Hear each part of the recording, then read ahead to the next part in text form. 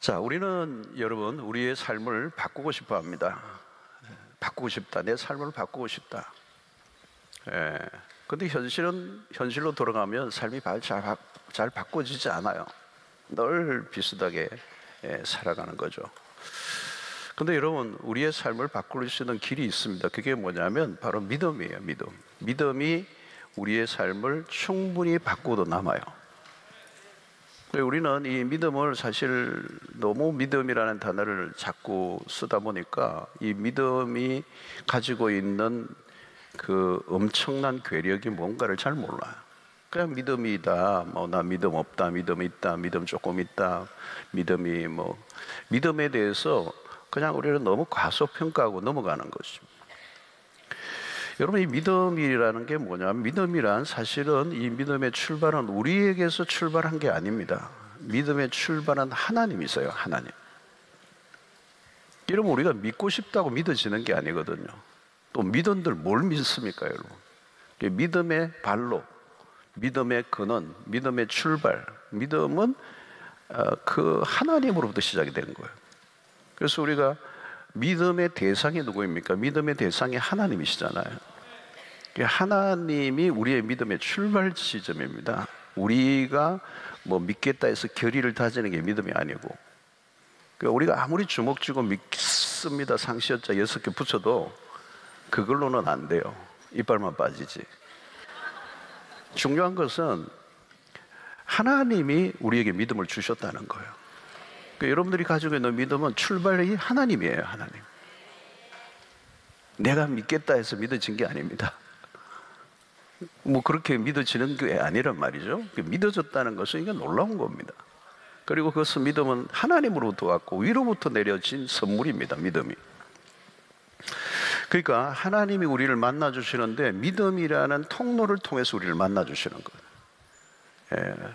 하나님을 우리가 만날 수 있는 사람들이 아닙니다. 근데 하나님은 믿음이라는 통로를 만드셔서 우리를 만나주시기로 하신 거죠.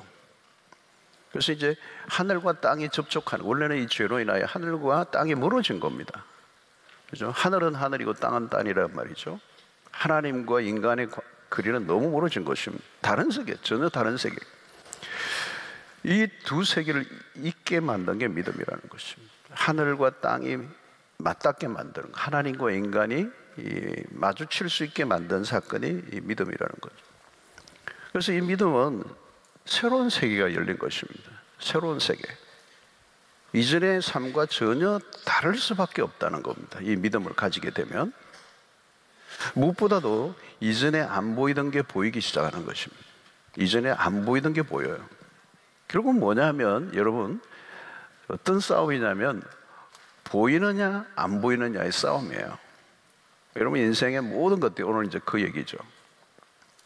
믿음을 가진 사람에게는 보이는데 믿음이 없는 사람은 안 보이는 거죠. 안 보이는 사람에게 여러분 보이는 것을 설명해 주려고 하면 어떻게 해야 돼요? 안 보이는데 설명을 해주면 어떻게 해야 돼요? 설명 불가해요. 안 보이는 걸 어떻게 설명을 해줘요, 여러분? 설명이 안 되는 겁니다. 근데 설명으로 되는 것이 아니고 믿음으로 되는 것이거든요. 그 믿음의 문제, 믿음이 있으면 보이는 것입니다. 그래서 여러분, 세상은 모든 게 이론이 많죠. 이론이 많고 설명이 많고, 그래서 이해가 안 될수록 설명서가 길어요. 설명이 길어. 여러분, 설명이 안 되면 어떻게 해요? 설명이 안 되고 납득이 안 되면 존재하지 않는다고 결론을 내리는 것이 세상입니다. 그래서 설명이 길어지고 또 길어지고, 문제는 믿음이라는 것은 설명이 안 되는 것입니다. 설명으로 될 일이 아니라는 거예요. 그래서 사람들은 보이지 않으면 믿음이 자기가 없다고 얘기하지 않고 보이지 않으니까 없다고 얘기하는 것이에요. 없는 게 아니고 내가 믿음이 없어서 안 보이는 건데 그게 없다고 주장을 하는 것입니다.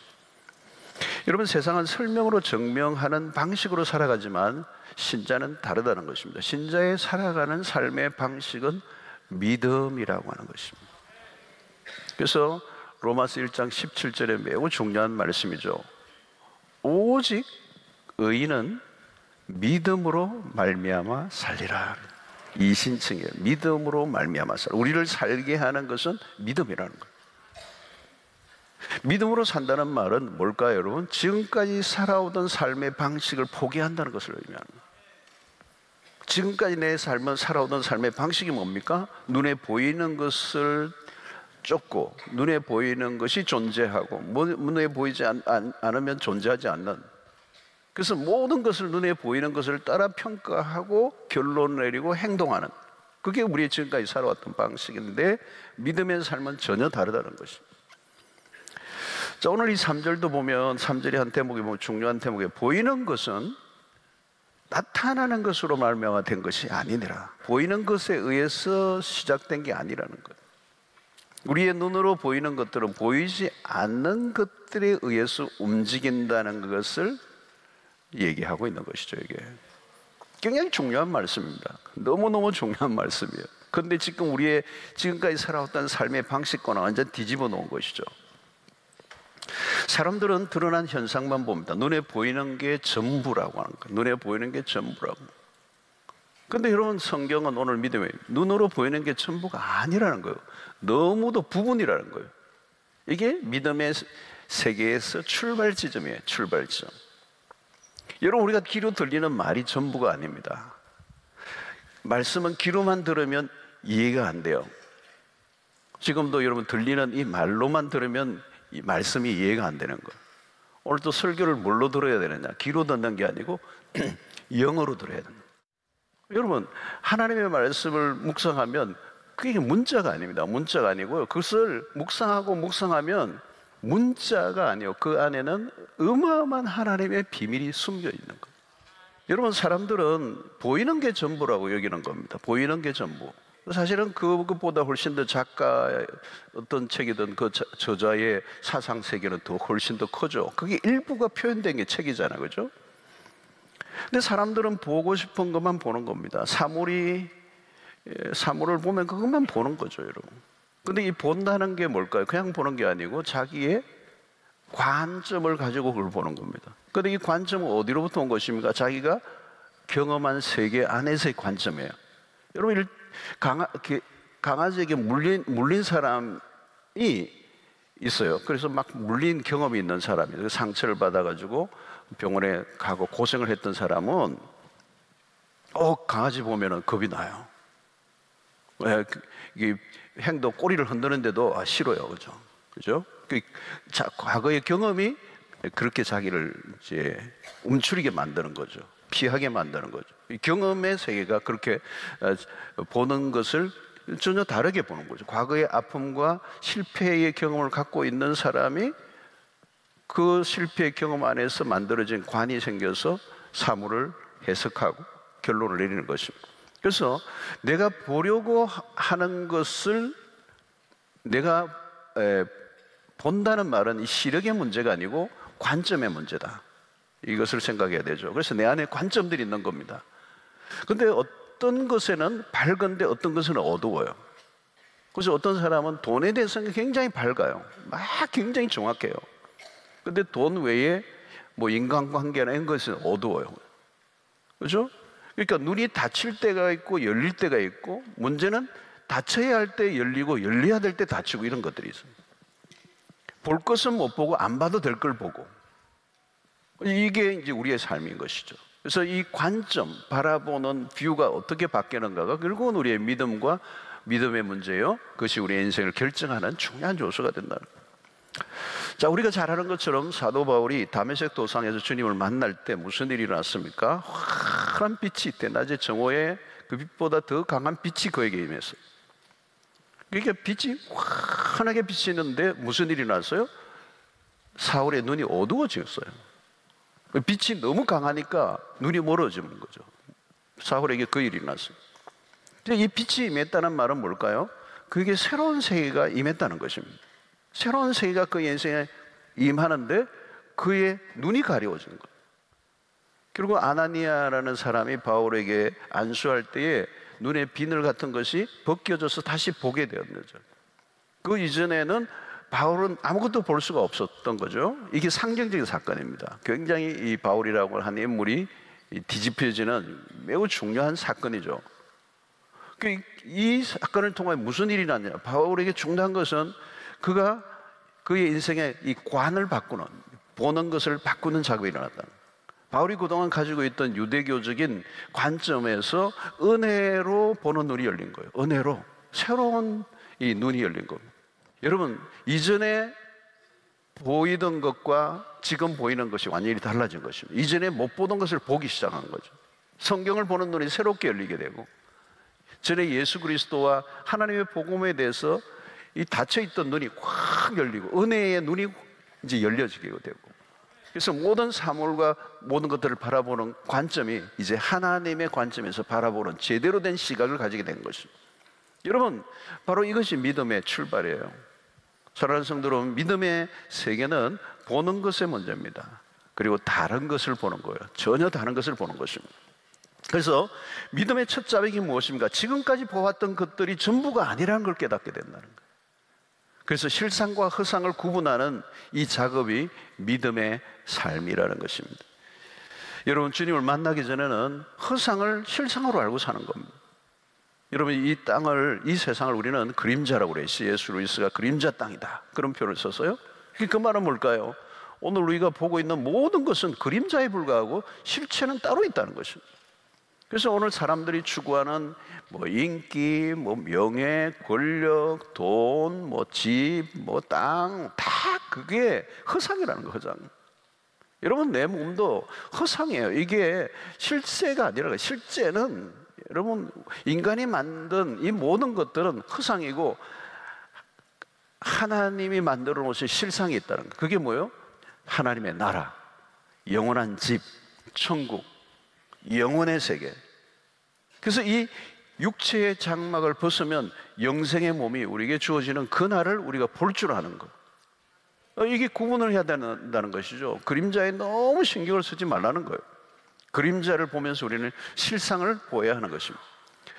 자, 여러분, 믿음을 갖는다는 것은 그런 의미에서 매우 놀라운 것입니다. 그래서 우리는 믿음을 가소평가해서는 안 되고, 믿음은 우리가 생각하는 것보다 훨씬 더 강력한 힘을 가지고 우리의 인생을 바꾸어 놓는다. 그래서 여러분, 하나님은 우리의 이성으로는 설명할 수 없는 분이에요. 여러분, 하나님이 누구이십니까? 뭐 성경을 통하여 우리가 하나님을 알지만 그것을 통해서 하나님을 다 안다고 얘기할 수 없어요. 하나님은 초월자이시거든요. 근본적으로 우리와 다르신 분이란 말이죠. 초월하신 분이에요. 설명이 안 되는 분이에요. 그리고 그 설명이 안 되시는 그 하나님이 우리에게 당신을 설명해 주시기 위해서 언어를 사용하셔서 성경이라고 하는 이 성경을 통해서 우리에게 당신을 설명해 내려고 하시지만, 하나님은 우리의 인간의 언어로도 설명이 안 되는 그것을 훨씬 더 뛰어넘어서 계신 분이에요. 그리고 여러분, 영원하신 하나님이라고 할 때 그 영원이라는 개념을 우리는 이해할 수가 없어요. 왜? 한 번도 경험해 본 게 아니에요. 영원이라고 하는 건 시간 자체가 아니에요, 여러분. 그러니까 현상적인 것만 보고 살아오던 사람들에게 믿음의 세계로 들어온다는 것은 전혀 다른 세계. 그래서 이전에는 설명이 가능한 삶을 살았는데 이제는 설명도 안 되고 표현할 수 없는 세계가 있다는 것을 이제 우리의 믿음을 통하여 알게 된 것입니다. 자, 그러면 이 믿음의 삶이 무엇인가? 오늘 3절을 우리가 한번 보겠습니다. 3절.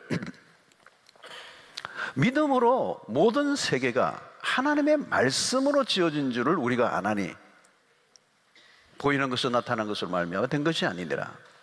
자, 세상의 사람들은 창조물을 보면서 그저 사물로 보는 거예요. 그냥 꽃을 보고 산이다, 높다, 와 멋있다. 또 어떤 사람은 그 돌들 뭐 이런 흙이나 이런 거기에 있는 어떤 재료들을 보면 질감을 느끼고 뭐 연구도 하고, 나무를 연구하는 거죠, 그죠? 그 연구의 대상이 뭡니까? 물리학적인 거예요, 물리학적인 거. 그러나 좀 더 들어가면 우주의 이치 혹은 법칙을 공부하는 사람들도 있죠. 그러나 여러분, 그런 것들을 한다 할지라도 지으신 분에 대한 세계를 아직 모르는 거죠. 그 피조물, 만들어진 그것들을 연구하는 것 뿐이지 그것을 지으신 하나님에 대해서 세상은 알지를 못해요. 그런데 믿음의 사람들은 모든 세계가 하나님의 말씀으로 지어진 줄 안다네요. 눈에 보이는 것은 눈에 드러난 것들에 의해서 만들어지지 않았다라고 하는 것이 우리의 믿음의 기초예요. 지금 움직이고 있는 것은 눈에 보이지 않는 것에 의해서 움직이고 있다. 이걸 우리가 믿어야 된다는 거예요. 그래서 오늘 우리의 이 믿음의 삶이란 어떤 것인가? 딱 요약해서 세 가지를 여러분들이 말씀하는데, 여러분들이 항상 기억하시면, 이거를 놓치지 않으면 여러분들의 믿음의 삶에 놀라운 변화가 일어날 줄로 믿습니다. 첫째는 뭐냐? 드러난 현상보다 항상 이면을 읽고자 하는 노력을 해야 된다는 거예요. 현상이 아니라 현상 너머를 보는 거예요. 영어로 하면 beyond예요. 그래서 여러분 1절에 오늘 히브리서 믿음장에 있잖아요. 1절에 믿음은 바라는 것들의 실상이요 보이지 않는 것들의 증거니 그랬어요. 이 말이 그거예요. 현상만 보지 말라는 거예요. 현상 너머를 보라는 거죠. 여러분 아브라함의 얘기를 우리가 믿음 얘기할 때 항상 아브라함을 이렇게 데리고 오는 이유는 뭘까요? 아브라함을 우리가 이렇게 언급하는 이유는 그 아브라함이야말로 이런 믿음을 실체화한, 구체화한, 그것을 눈에 보이지 않는 것을 보이는 것처럼 이렇게 경험한 것을 구체화한 삶을 살았던 사람이 이제 아브라함이라는 말이죠. 특별히 조카 롯과의 관계 속에서도 이 롯은 현상을 쫓던 사람, 현상이 이상을 못 보는 거예요. 눈에 보이는 사물 이상 못 보는 거예요. 계산에 딱딱 맞아떨어지는 설명 가능한 세계 이상을 못 보는 거예요. 목초지 있으면 그거 뭐 삼촌이든 뭐든 내가 그냥 먼저 손치하는 거고, 조금 더 나은 환경이 있으면 그걸 내가 붙드는 거고, 조금만 더 먹거리가 있으면 그걸 내가 선점하는 거고, 그죠? 그러니까 세상적인 조건에 그냥 언제든지 휩쓸려 갈 수 있는, 왜? 현상 너머를 못 보니까. 근데 여러분 아브라함은 뭐잖아요. 갈 바를 알지 못하고 갈대우를 떠날 때부터 이미 다른 거죠. 목적지가 어디인지도 몰라요. 실제로 아브라함의 여러분 입장을 한번 생각해 보세요. 오늘날 같은 세상이 아닙니다. 완전히 이런 부족 사회에서 그냥 떠나라는 거죠. 막막한 거 아닙니까? 여러분 그냥 떠난다는 게 말이 됩니까? 우리는 모든 게 보장이 되어도 잘 떠나지 못해요. 아브라함 그냥 떠난 겁니다. 그냥 떠난 거예요. 가라 그러니까 그냥 가버린 거예요. 이런 걸 뭐라고 얘기해요, 여러분? 미쳤다 이거예요. 미쳤다. 미친 거예요. 이게 미친 거지. 미쳤다는 소리를 들어야 정상이에요. 들을 수밖에 없어요, 사실은. 들을 수밖에 없다니까요. 미쳤다는 소리가. 그러니까 왜 그렇습니까? 안 믿는 사람의 입장에서 믿음의 길은 상식적이지 않다는 거예요. 11장에 여러분 히브리서 11장에 등장하는 인물 중에 하나같이 미친 소리를 안 들은 사람이 있는가 한번 보세요. 그 현상만 보는 사람들에게 입장에서는 다 미친 사람이, 노아가 방주를 짓는 동안에 미친 소리 얼마나 들었겠어요. 미친 영감 그랬죠. 미감 그랬겠지. 아무도 이해할 수 없는 거예요. 여러분 갑자기 직장을 그만두라 하면 여러분 어떡하겠어요, 여러분? 갑자기 어느 날 뜬금없이 하나님 우리에게 어떤 그런 것들을 요구할 때, 말도 안 되는 걸 요구할 때, 여러분 믿음은 위험한 선택이거든요. 위험한 것이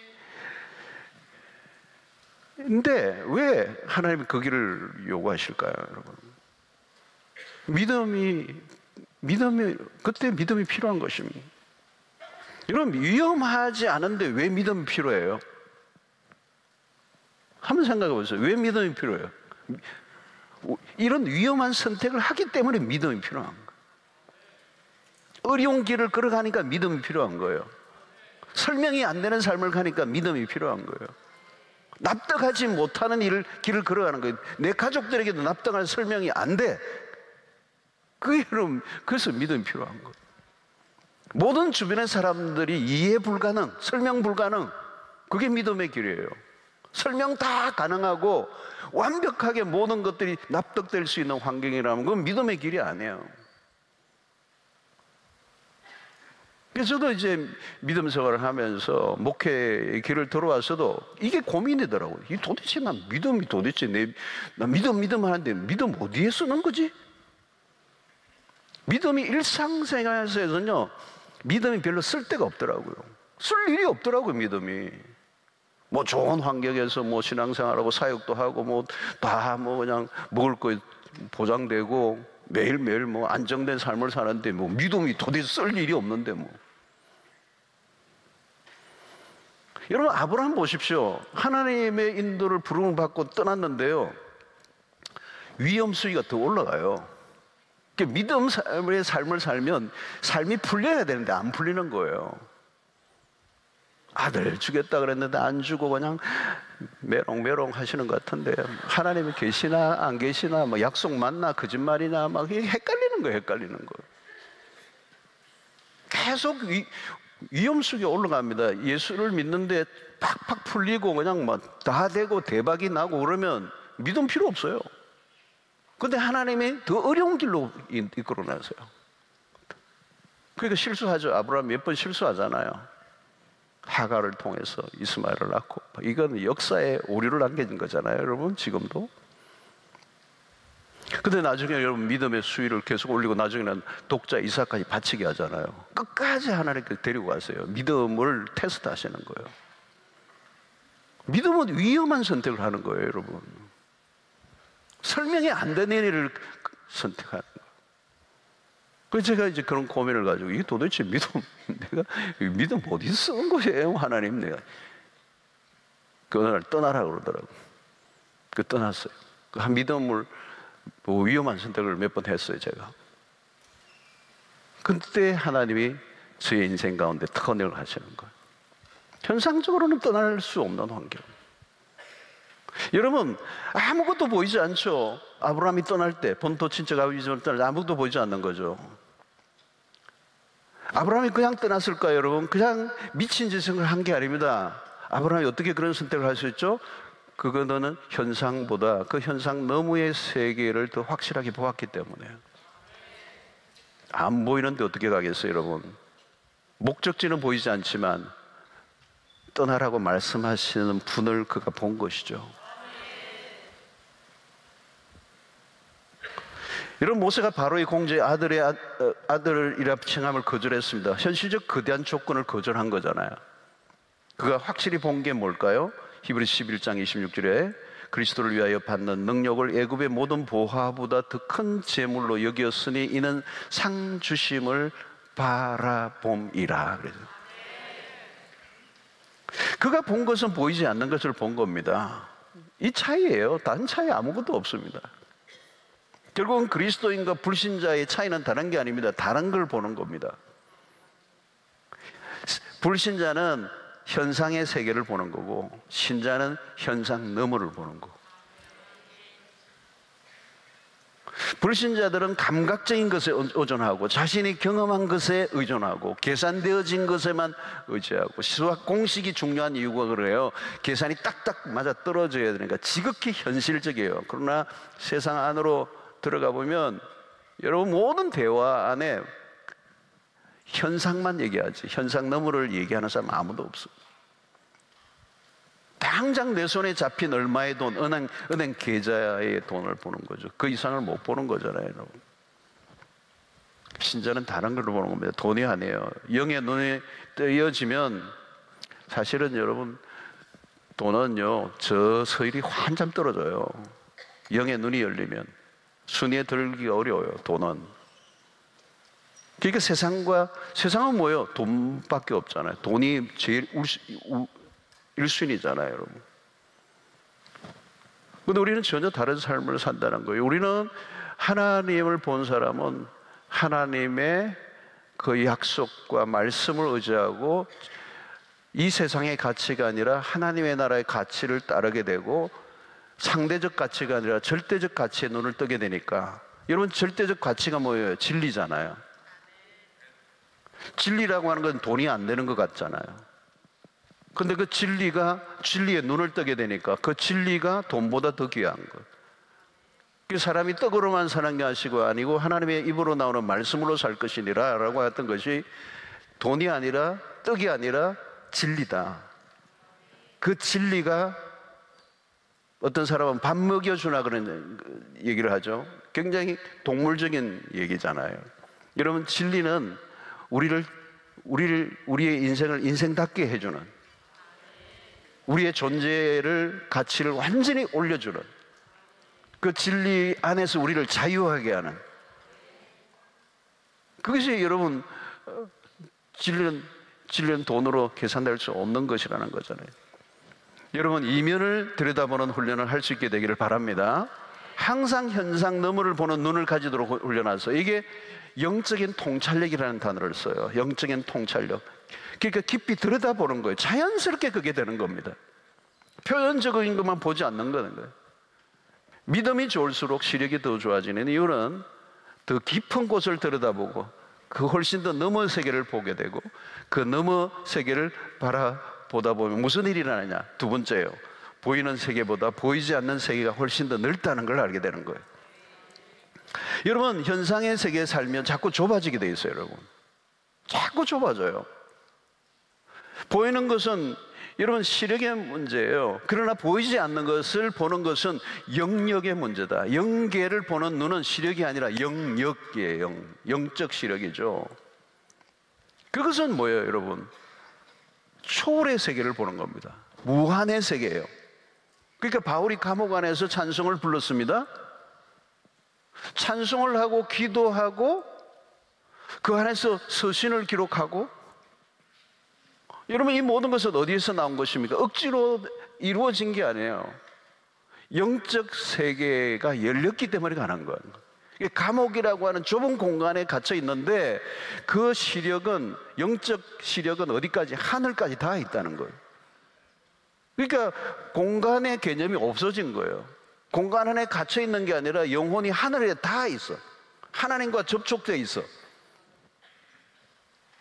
감옥에서는 별을 볼 수는 없어요. 그러나 별과 달을 지으신 하나님을 볼 수 있는 눈이 열립니다.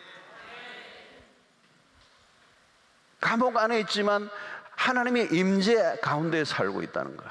하나님의 임재. 여러분, 천국이 어디예요? 하나님의 임재를 경험하는 곳입니다.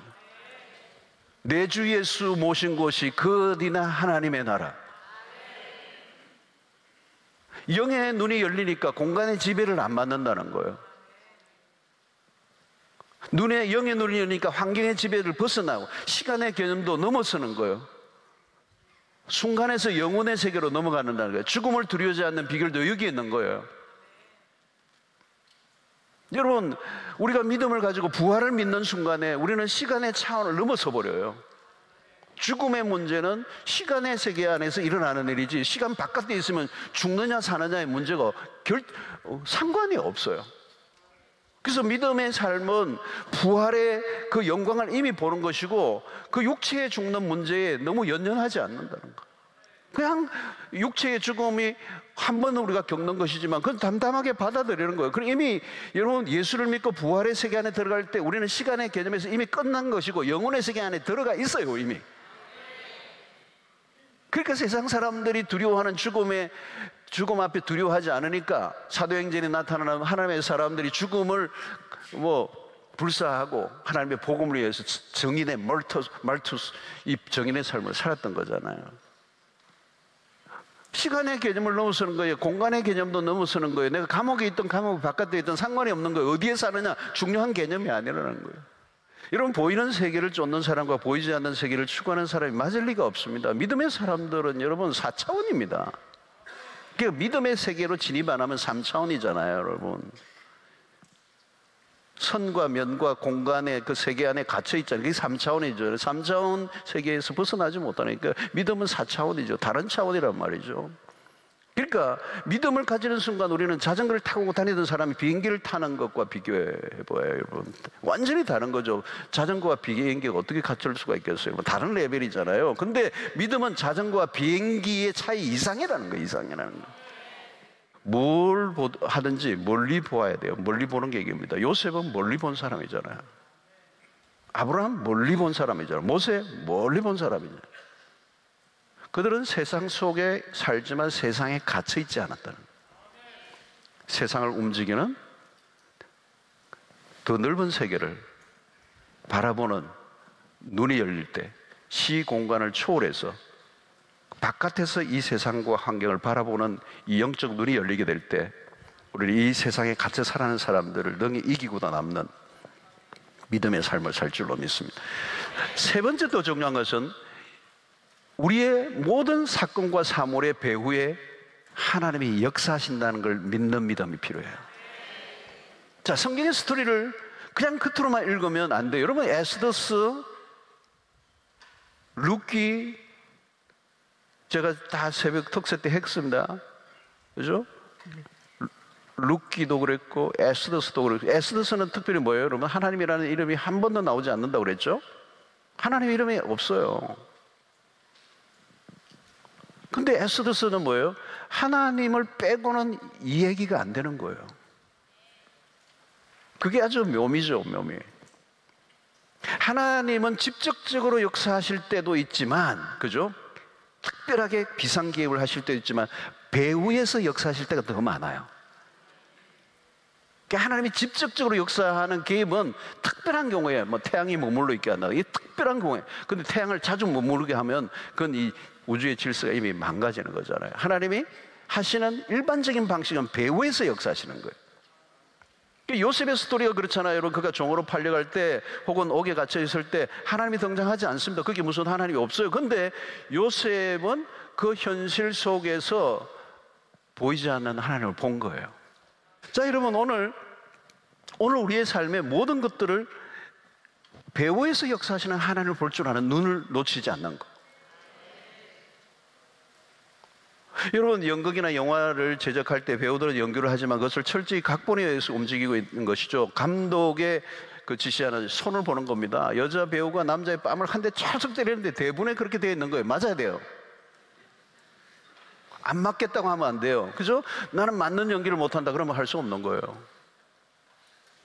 나는 우아한 것만 하겠다, 그럴 수 없어요. 여러분, 그러면 집에 가야죠.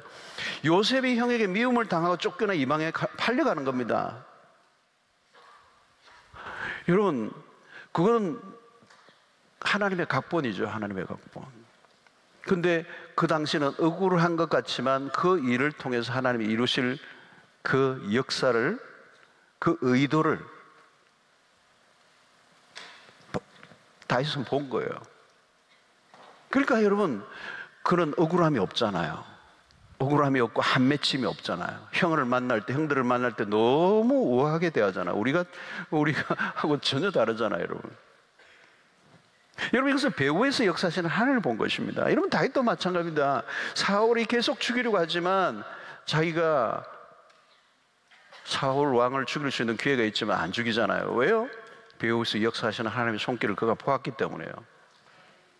현상만 보고 행동했다면 그도 사울을 죽였어요. 그러나 그는 끝까지 사울에게 대들지 않습니다. 하나님의 기름 부으심 받은 사람에 대한 것은 하나님께 맡긴 거죠. 여러분, 믿음의 눈으로 보지 않으면 사건과 문제들 속에서 쉽게 낙심하게 됩니다. 배후에서 역사를 주관하시는 하나님을 우리가 보아야 합니다. 여러분, 하나님은 살아계십니다. 하나님은 살아계세요. 여러분, 이것은 우리의 믿음의 전제, 대단히 중요한 전제고 그것은 사실입니다. 하나님은 살아계십니다. 그런데 하나님은 그냥 살아계시는 것이 아니요, 그분은 일하시는 분이십니다. 어떤 일을 행하시는 분입니까?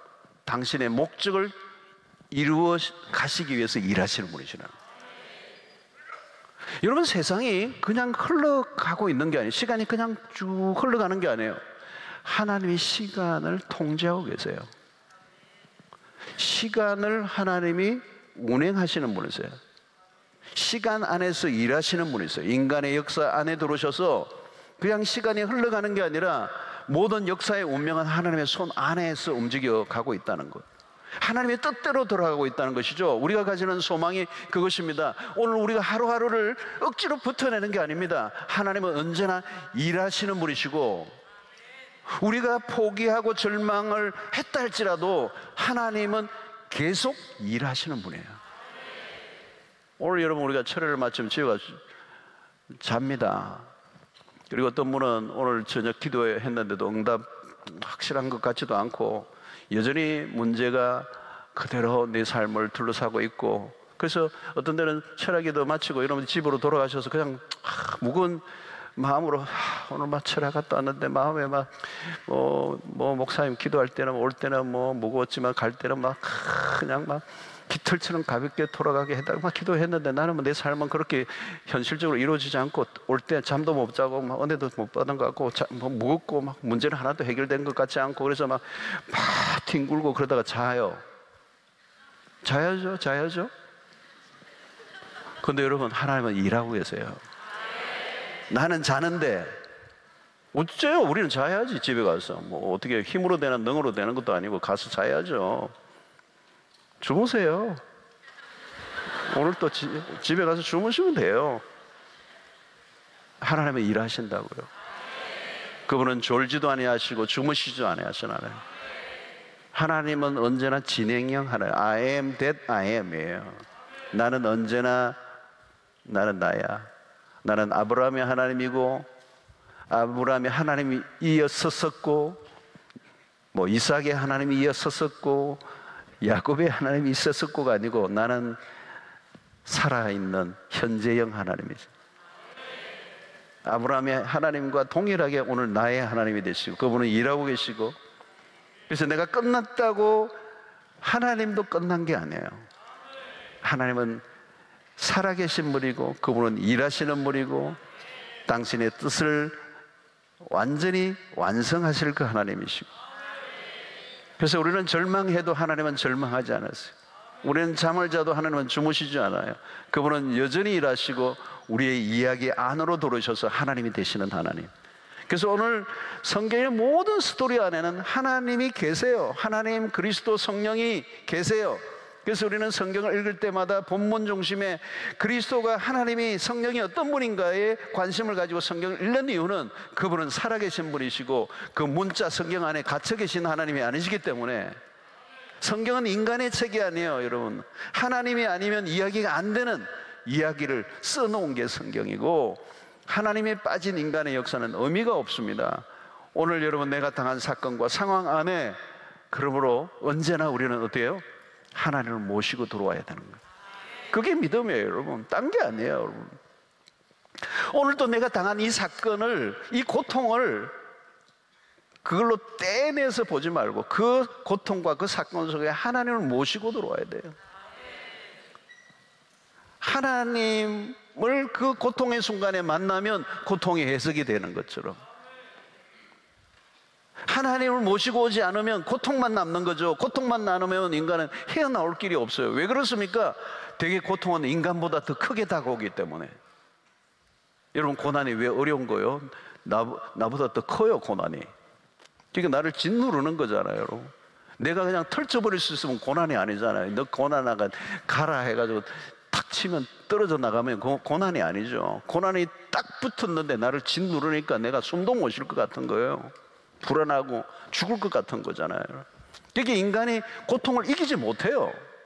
잘 풀리고 문제가 없을 때는 내 인생의 모든 게 내 뜻대로 될 것 같지만, 고통의 순간이 한번 찾아오면 내가 못 이겨요. 인간이 당면한 실존이잖아요. 아무리 대단한 사람이라도 고난이 찾아오면 무너지는 겁니다. 고난을 스스로 이기지를 못해요. 그게 인간의 한계란 말이죠. 그래서 고난을 이겨내려고 하면 고난보다 더 큰 실존을 만나야 된단 말이에요. 그분이 누구예요? 하나님이시란 말이죠.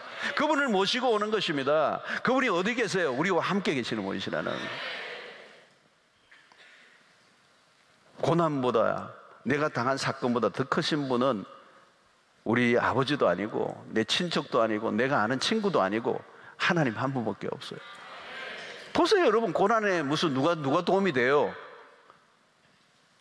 아무리 도와주려고 해도 도움이 안 돼요. 그게 욥기서잖아요, 욥기서. 고난에 누가 도움이 돼요? 도움이 될 사람이 없어요. 도움을 줄 수도 없어요. 그 사람도 고난을 당하면 쩔쩔맬 수밖에 없는 인간. 그러니까 하나님 한 분밖에 없는 것입니다. 그것이 여러분 요셉의 스토리요, 욥의 스토리요. 여러분, 욥기서는 엄청난 지혜를 우리에게 주는 겁니다. 고난에 대한 새로운 해석, 새로운 눈을 열어주는 거예요.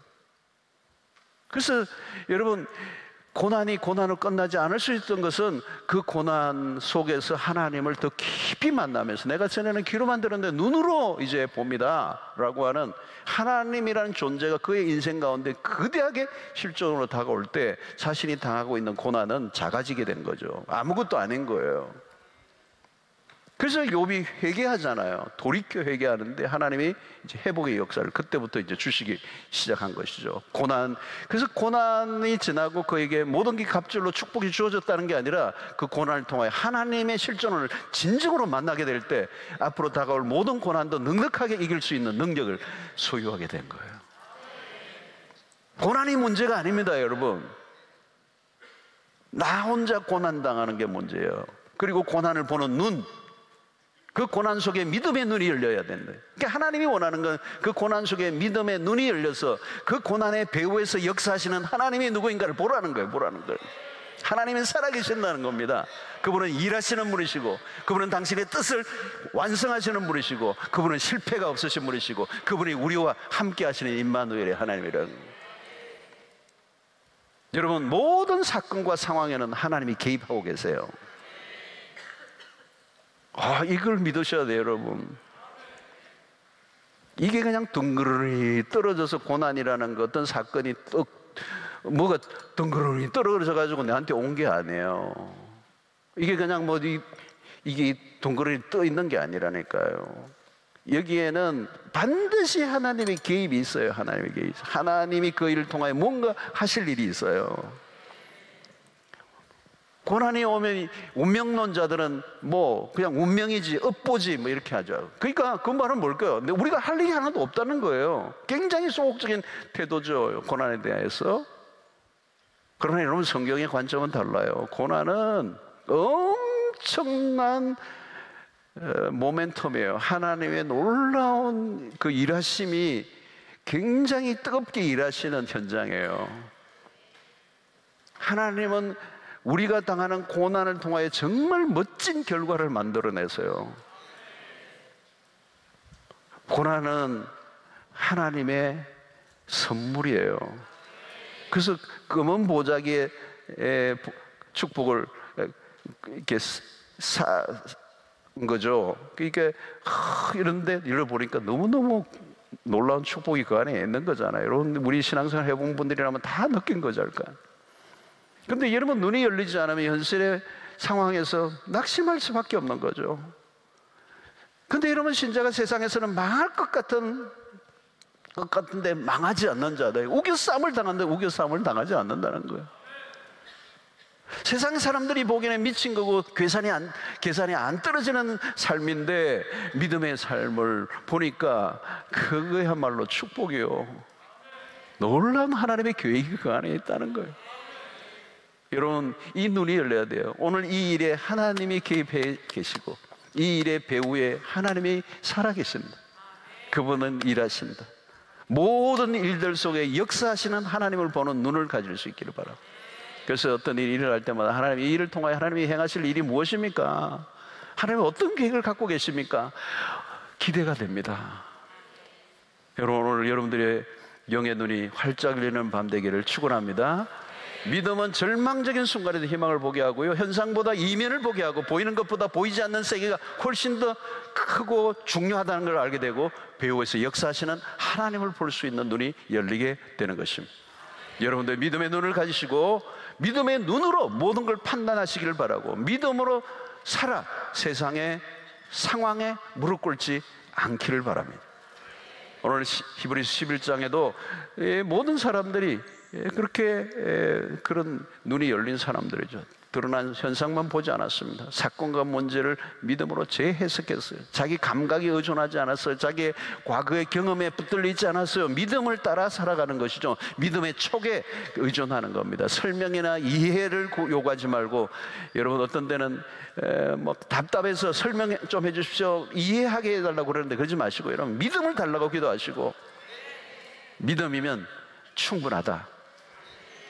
고난이 닥치면 답이 있습니까? 없어요. 설명을 요구하면 설명이 안 돼요. 세상은 설명이 안 되는 것 투성입니다. 우리에게 필요한 것은 설명이 아니고 믿음이라는 걸 아시고, 믿음을 가지면 고난보다 믿음이 더 크고 믿음은 세상보다 더 크고, 믿음이면 오늘 우리의 모든 상황보다 더 뛰어난 그런 삶을 살 수 있는 은혜가 있을 줄로 믿습니다.